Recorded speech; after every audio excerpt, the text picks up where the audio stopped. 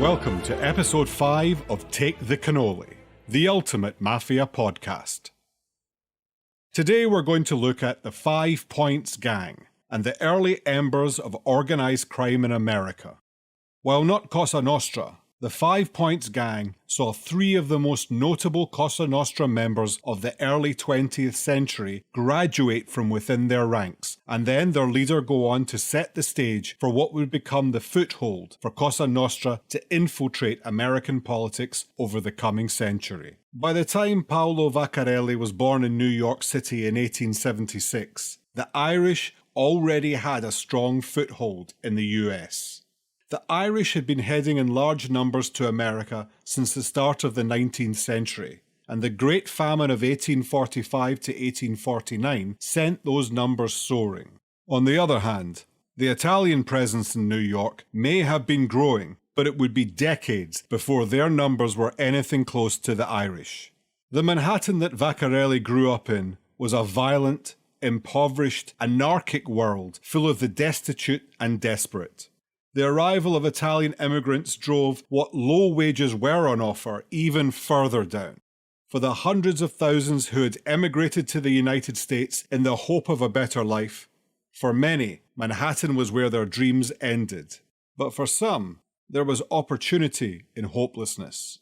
Many books wrongly state that Vaccarelli was a Sicilian who emigrated to America as a teenager, but Vaccarelli was a natural-born American whose family came from Lucania, the region sandwiched between Campania and Calabria. Like many men of the time looking to earn some half-decent money, Vaccarelli tried his hand at boxing, fighting as a bantamweight. Vaccarelli, it turned out, had real, natural talent and would eventually turn professional, changing his name to the more Irish-sounding Paul Kelly to secure more fights. Through his short career, Vaccarelli wisely put his boxing earnings to work by using the money to open brothels and clubs. Vaccarelli went on to open the Paul Kelly Association, an athletic club that he used to recruit young criminals. This has also caused some confusion in certain books that took this to mean that Vaccarelli either didn't run the 5 Points Gang or was even a direct rival to the 5 Points Gang. It's incorrect. Think of the Paul Kelly Associates as the junior arm or the recruitment centre for the 5 Points Gang, and one of Vaccarelli's talents was spotting potential in others. Through the 5 Points Gang passed future titans of American organised crime: Lucky Luciano, Al Capone, John Torrio, and Frankie Yale. Another myth or mistake that's often repeated is that Meyer Lansky and Bugsy Siegel were members, but they were not. When Vaccarelli started the 5 Points Gang, he recruited heavily from the remnants of the now defunct Dead Rabbits Gang and YOs.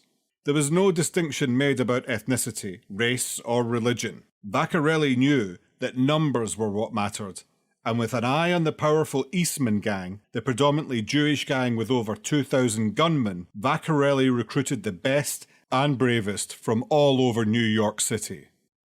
Vaccarelli used his large gang to loan out political services to Tammany Hall politician and US Senator Timothy Sullivan, often using his vast number of members to sway votes in the Lower East Side districts. After one long-shot candidate, who just happened to be running against an incumbent called Paddy Diver, who was on a crusade to ban the red light district and brothels from the area, a 1,500-man strong crew descended on the polling booths on election day, assaulting Diver supporters and voting several times, with one gang member heard defiantly claiming he had voted 53 times.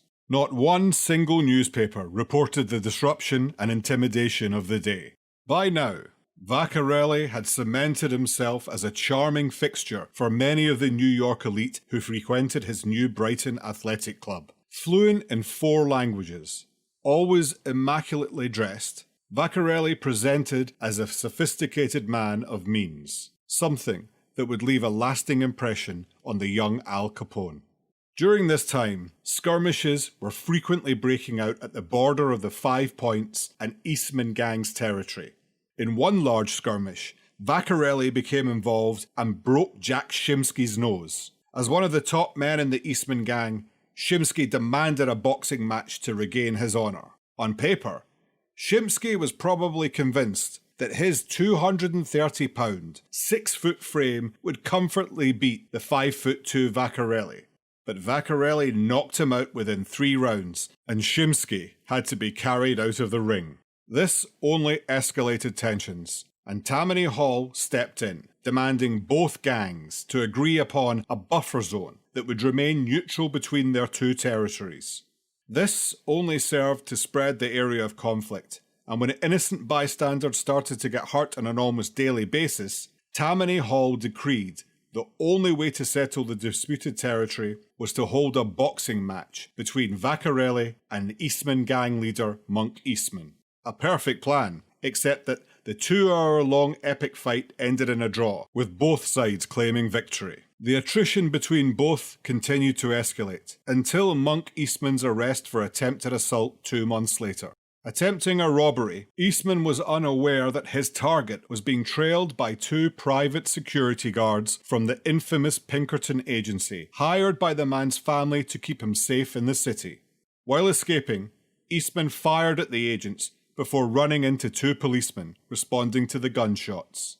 Eastman's currency by now with Tammany Hall was spent. After years of bad publicity, they abandoned him at trial, leaving him to the mercy of the courts. He was sentenced to 10 years in prison, and when he was released after 5 years, the Eastman gang was a shadow of its former self, and none of the remaining members wanted Eastman back. An interesting footnote to Eastman's life is that on the outbreak of World War I, at the age of 42, he signed up for active service. During his medical to get into the army, the doctor noted the impressive array of knife and gunshot wounds.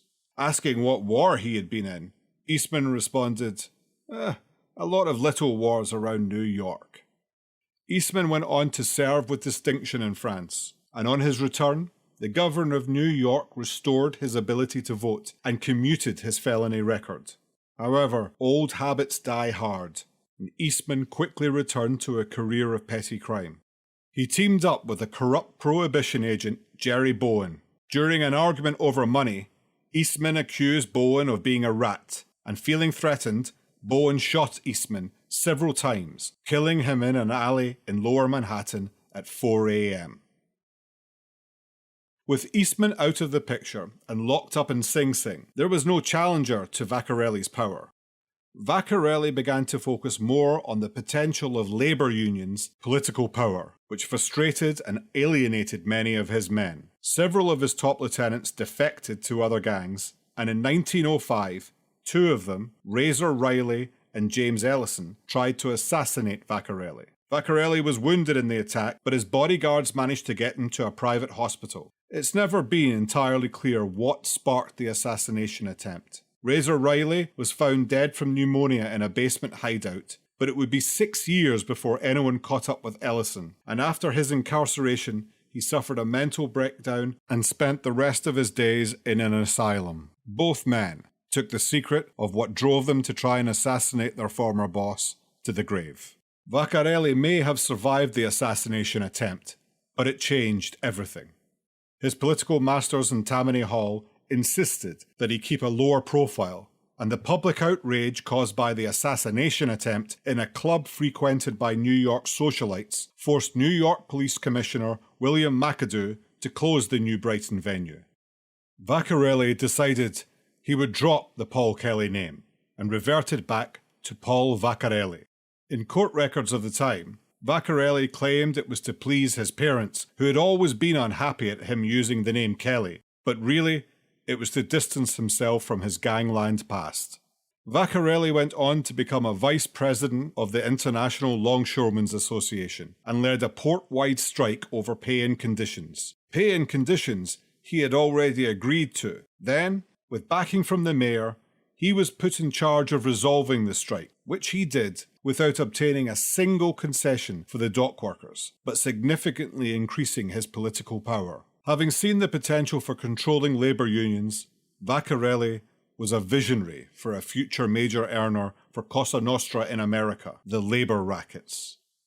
As his protégés became fabulously wealthy through prohibition, other gangs were too focused on the vast wealth achievable from bootlegging. This gave Vaccarelli free, unobstructed reign to shape, build, and ultimately take control of the waterfront unions in the 1920s.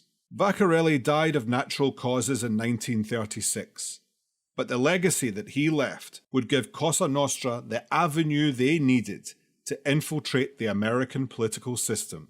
If you're enjoying the podcast and you have the time, please do take a few minutes to rate and review us on Apple Podcasts, as it's a huge help. If social media is your thing, please do check out our Instagram page, @Cannoli_podcast. I profile a different member of La Cosa Nostra most days, and I'm always happy to answer questions. In the next episode of Take the Cannoli, we're staying in New York, and we're looking at the first family of La Cosa Nostra in New York, the Morello family. Until next time, ciao tutti.